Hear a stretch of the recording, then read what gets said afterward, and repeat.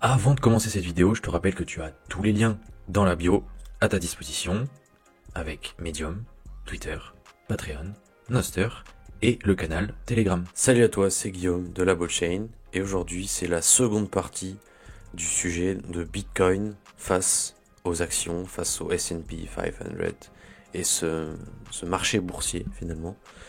La première partie s'affiche à l'écran, si tu ne l'as pas vue je te recommande fortement d'aller la voir pour avoir tous les éléments. Donc, premier point des 6 derniers points que je vais aborder dans cet article. D'ailleurs, si tu préfères lire, tu as les liens dans la description et dans la bio pour accéder à Medium et accéder à cet article. Donc, dans l'absolu, tout détenteur d'actions est susceptible de devoir se plier aux nouvelles régulations, qu'elles soient absurdes ou non. Et là, je mettais en avant le fait que si, admettons, une loi impose une taxe donc sur les gains non réalisés, la plus-value latente, mais qui sans avoir vendu quoi que ce soit, sans avoir acheté quoi que ce soit. Et dans ce cas-là, ça devient très compliqué après, parce que là, l'exemple suggère que si on a, admettons, fait 50% de plus-value latente, on a par exemple 100 millions de dollars en actions Amazon, et que ça passe à 150 millions, et que entre temps, en fait, donc là, si on a 23% de taxes sur les 50 millions donc de plus-value latente, mais qu'entre temps on revient à 100 millions, est-ce qu'on doit quand même payer en fait la taxe? Voilà, il y a des choses qui pourraient être un peu casse-tête, et puis de toute façon, des gains sur la plus-value non réalisée, voilà quoi, c'est un peu de la folie aussi. Donc je dis que donc, cet impôt sur les gains non réalisés pourrait être implémenté aussi si Kamala Harris était élue le 5 novembre 2024, donc c'est bon, c'est Trump. Normalement, ça devrait le faire. Il n'y aura pas de folie comme ça qui seront mises en place. Mais ça reste possible. Peut-être que Trump, voilà, dans l'absolu, Trump, on ne sait pas. Hein. Il peut complètement vriller et faire des trucs de dingue aussi, quoi. Et en ce qui concerne donc l'aspect propre à la souveraineté, autant dire que tout comme la monnaie fiat, donc l'euro, le dollar, tout ça sur notre compte en banque, ce n'est pas à nous. C'est une reconnaissance de dette envers nous. Donc ça, petite parenthèse, par rapport aux euros que tu as peut-être sur un livret A ou je ne sais quoi, ou juste sur ton compte courant, c'est une reconnaissance de dette de la banque. Donc la banque nous doit notre argent, mais c'est pas notre... Enfin voilà, c'est, au final, ce qu'on met à la banque, c'est plus vraiment à nous, quoi. Et ça, quand tu le captes, ça change la donne. Et en ce qui concerne les actions, donc les actions détenues sur un broker ou quelconque plateforme peuvent être confisquées, partiellement remboursées. Voilà, après, ultimement, ça peut mal tourner aussi, quoi. Et j'avais ajouté un point intéressant de Lynn Alden dans un récent article. Donc pareil, si tu accèdes à l'article, tu pourras cliquer sur les liens et voir ça de plus près, les sources. Donc elle met en avant le fait que si une entreprise détient des parts d'autres entreprises, finalement elle donne de l'énergie monétaire, en quelque sorte, à ses concurrents. Et ça, c'est pas idéal non plus. Donc, quoi qu'il en soit, c'est l'antithèse de la philosophie de Bitcoin, car le réseau de la fameuse pièce orange nous donne le pouvoir de devenir notre propre banque. Et en ce qui concerne ce point précis, je t'invite à aller regarder la vidéo qui s'affiche à l'écran tout de suite, parce que c'est probablement la vidéo la plus importante de ma chaîne, ou une des plus importantes, je dirais top 3. Voilà, si tu as 10 minutes à accorder à ton futur et au futur des tiens, let's go. Autre point important, anonymat absent contrairement à Bitcoin. Pour ceux et celles qui cherchent à acquérir du Bitcoin sans passer par les procédures classiques avec le Know Your Customer, KYC, imposé par les plateformes d'échange centralisées, il existe plusieurs alternatives intéressantes. On peut par exemple utiliser Pitch Bitcoin, une application mobile, et on peut quand même acheter des montants considérables, donc ça va de 1000 euros par jour à 100 000 euros par an, c'est quand même pas mal pour épargner. Et tout ça, encore une fois, sans passer par des vérifications d'identité, pas de passeport, pas de carte d'identité, etc., etc. Et autre chose intéressante, pour les utilisateurs qui veulent aller plus loin, Pitch permet de se connecter à son propre nœud Bitcoin afin de justement renforcer la confidentialité des transactions et les rendre parfaitement incensurables. Ça, c'est l'étape ultime, quoi. Et donc, comme énoncé précédemment, l'achat d'actions nécessite systématiquement une vérification d'identité sur une plateforme d'échange. L'anonymat n'existe tout simplement pas. Ensuite, Bitcoin et les inégalités financières mondiales. Ça, c'est un point qui est très important aussi. Bitcoin, c'est souvent perçu comme un objet de luxe réservé aux experts en techno, en tech et tout ça, aux nerds, comme on dit, aux geeks, alors qu'en fait, il joue en réalité un rôle clé dans la réduction des inégalités financières mondiales. Par exemple, dans le livre Check Your Financial Privilege d'Alex Glanstein, qui est directeur stratégique de la Human Rights Foundation, donc, dans ce livre, il met en lumière cet aspect méconnu de Bitcoin. Il souligne que seuls 13% des humains naissent avec des monnaies fortes comme le dollar américain, et encore monnaie forte, faut le dire vite, l'euro ou l'yen, voilà, leur conférant tout de même un certain privilège financier par rapport aux autres. Et d'autre part, Bitcoin, donc, en tant que monnaie décentralisée et résistante à la censure, offre une solution précieuse pour les populations sous régime répressif ou avec un accès limité à des options financières sûres. Sûres, j'aurais dû mettre entre guillemets. Donc là, on a tous les pays. Alors, quelques pays, je pense que ce ne sont que des exemples parmi d'autres. Et finalement, l'accès aux plateformes proposant l'achat d'actions est réservé à un pourcentage de la population mondiale favorisée ou défavorisée par rapport à l'aubaine qu'est Bitcoin. Parce que oui, un Français qui se dit allez, moi je préfère le S&P parce que c'est moins volatile et il y a du cash flow. Ben en fait, lui, il est en quelque sorte désavantagé par rapport à la personne qui est au pied du mur. Elle va se dire bon, c'est mieux le S&P. Et au final, c'est une sorte de cadeau empoisonné. C'est une sorte, c'est une sorte de privilège empoisonné. Voilà comment je le perçois personnellement. Les performances, alors ça me plaît. Prenons simplement l'évolution donc, du prix du S&P et de Bitcoin. Dans le cas du S&P, depuis 2010, on est sur un x5, environ 400%. Et encore là, je crois qu'il est un peu corrigé là. Et bon, comme BTC, mais je dirais que le S&P c'est quand même plus considérable. Et ça reste aussi, faut le reconnaître, bien mieux que je ne sais quel livret bancaire comme je dis. Mais cela reste ridicule comparé à Bitcoin. Parce que oui, dans le cas de Bitcoin, on est sur un fois 1 million. Et même plus que fois 1 million depuis sa création. Bien sûr, il ne faut pas s'attendre à de nouveau faire un fois 1 million dans les 15 prochaines années. Mais tout de même, si on prend ne serait-ce que les 5 dernières années, on a une perf qui est bien supérieure au S&P. Cependant, comme je dis, dans les 15 prochaines années, faire un x40, voire x50 avec Bitcoin, c'est réaliste, parce qu'on atteindrait une capi qui est, là je crois qu'on est à 2000 milliards, donc si on est, là à l'heure actuelle on est à 2000 milliards, ça fait un x 25. Donc oui, quand j'avais fait l'article, on n'était pas encore à 2000 milliards. Ceci dit, on peut tout de même aller chercher des petites actions, des low caps, comme on dit, des actions qui viennent juste d'être listées, des petites capis, tout ça, mais ça c'est un métier, limite. Faut des années d'expérience, faut beaucoup d'outils, faut des compétences, faut plein de choses, c'est pas simplement épargner. Voilà, c'est pas quelque chose d'automatique qu'on va faire toutes les semaines ou tous les mois. Là, ça n'a rien à voir. C'est un peu comme trade les altcoins. Ou encore pire, les meme coins, les machins comme ça. Non. C'est pas fait pour la personne qui ne passe pas beaucoup de temps dessus, quoi. Ou alors elle peut toujours le faire, hein, mais elle risque de se casser les dents, quoi. Voire beaucoup de risques.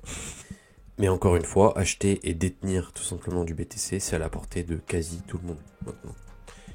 Donc pas besoin d'être un pro de la finance, d'étudier 40 000 trucs différents, des outils techniques, des analyses de graphiques. Non, t'achètes du BTC et puis t'attends.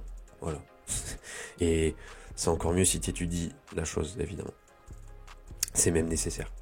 Donc nous pouvons, comme je dis, également remarquer que Michael Saylor, il short le système monétaire en quelque sorte. Il se débarrasse du dollar pour acheter plus de Bitcoin parce qu'il sait que si il est par exemple à 2-3% d'intérêt sur ce qu'il a emprunté, mais que derrière Bitcoin il fait 40% annuel, voire 50% et plus d'appréciation, il est clairement gagnant, quoi. Donc il peut se permettre d'emprunter pour acheter du Bitcoin, toujours plus de Bitcoin. Mais attention, l'appréciation donc de son action, parce qu'il faut le voir là sur ce graphique, il a même surperformé Nvidia. Voilà, sur la période donnée. C'est depuis le 10 août 2020. Voilà. jusqu'au 27 septembre. Donc on a fait une plus grosse performance sur MicroStrategy, MSTR. Mais attention, et encore une fois, si Bitcoin se mange une poutre, voilà, il va le sentir. Et quelque part, ce qu'il fait, c'est un peu aussi introduire Bitcoin dans la finance traditionnelle par le biais de son montage financier, là. Et ça, c'est un peu plus technique comme sujet, mais c'est absolument fou ce qu'il fait. Aussi, donnée intéressante de Rajat Soni, donc il a réalisé un tableau comparatif entre Bitcoin et le S&P. Et ce qui en ressort est frappant. Donc, en l'espace de 2 décennies, une allocation de 20% en BTC et 80% en S&P 500 finirait à 97,4% en BTC, en dollars. Donc ça veut dire quoi? Ça veut dire que sur une portion de 100 dollars, donc si on avait 100 dollars, on a mis 20 dollars dans BTC et 80 dollars dans le S&P, eh bien à la fin, les 20 dollars de BTC vaudraient 12 194 dollars, donc un fois, là de tête, voilà, gros multiplicateur, gros multiple, et les 80 dollars, 323. Donc c'est pas la même. Donc on aurait bien à la fin plus de 97% en BTC et le reste en S&P. Donc ça c'est sur 20 ans et c'est même pas 50% d'appréciation annuelle en moyenne, c'est 35%. Voilà. Et 7% pour le S&P. Et là oui, donc pour les 10 premières années sur BTC 35 et les 10 suivantes 30%. Et S&P toujours que du 7%. Donc la différence est notable, très notable. Dernier point, la génération de liquidité. Donc il est possible d'utiliser son allocation en Bitcoin pour emprunter l'équivalent d'un certain pourcentage en dollars par exemple, sans vendre sa portion. Donc, ce levier est aussi réalisable dans la finance traditionnelle avec son allocation en actions. C'est ce que fait par exemple Jeff Bezos en tant que fondateur d'Amazon qui détient une part importante des actions de l'entreprise. Donc ces actions ont une valeur élevée, ce qui en fait un excellent actif à utiliser comme garantie pour obtenir des liquidités sans vendre ses actions.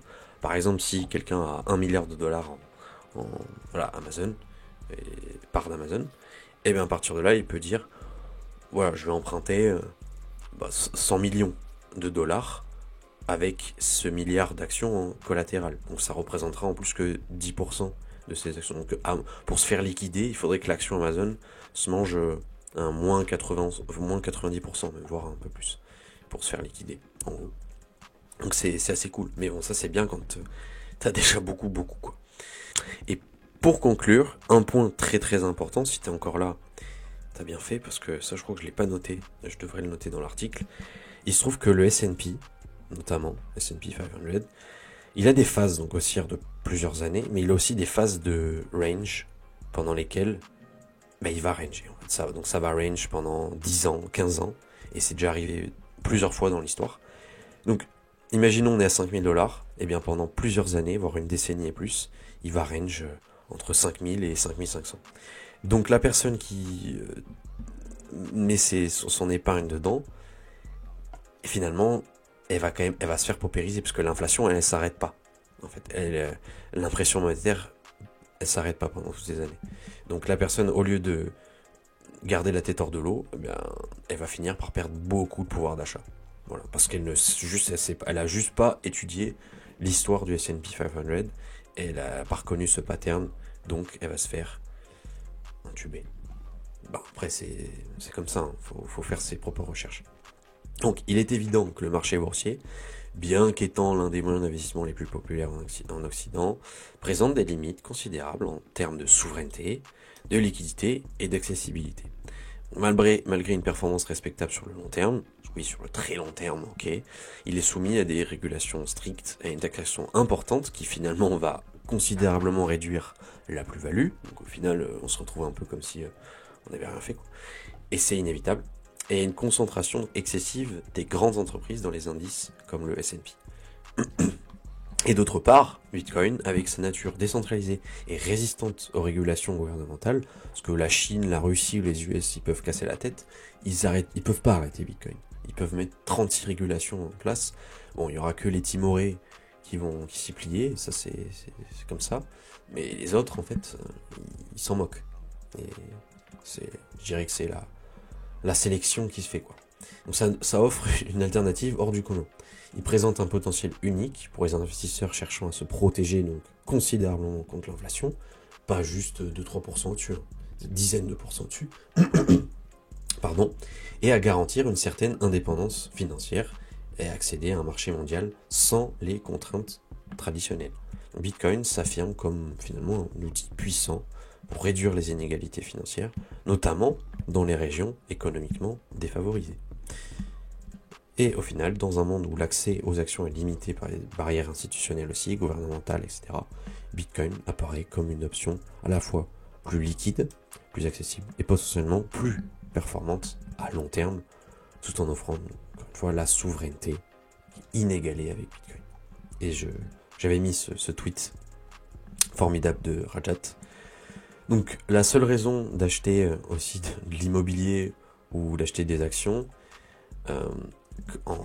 avec le prisme de l'investissement, c'est se dire bon ben on va outperform Bitcoin, on va surperform Bitcoin, donc je vais acheter cette maison en tant que voilà, en me disant cette maison elle vaudra je ne sais combien à un certain stade, et clairement on va faire une paire supérieure à Bitcoin, et pareil pour les actions. Mais le truc c'est que là, sur ces 5 dernières années, on est à plus de 50% par an d'appréciation sur Bitcoin. 50%. Le livret A, c'est quoi? C'est 2%, 3%. Enfin, voilà. Donc, à moins de faire... Enfin, à moins de réaliser une performance supérieure à ça, avec l'IMO ou les actions, oui, ok, c'est censé. Mais en fait, la plupart des gens n'ont pas capté que la réalité, c'était pas ça. Donc elles vont se dire oui, je vais réussir à dégager 3 à 5% avec l'IMO et peut-être 10% avec les actions, et ça va le faire. Mais le truc, c'est que la véritable valeur de leur patrimoine fond comme un glaçon, comme a dit Rajat. N'hésite pas à mettre un j'aime, à partager la vidéo avec tes collègues qui ont tendance à vouloir à tout prix mettre des sous dans le S&P ou je ne sais quelle action, ou je ne sais quel indice boursier. Et n'hésite pas à mettre un commentaire. Dis-moi, peut-être que je me trompe sur certains aspects, ou peut-être qu'il y a des choses à compléter. Dans ce cas-là, je reste ouvert à la discussion. En tout cas, je te remercie pour ton soutien, et je te dis à très vite pour une nouvelle vidéo. Prends soin de toi, c'était Guillaume de La Blockchain.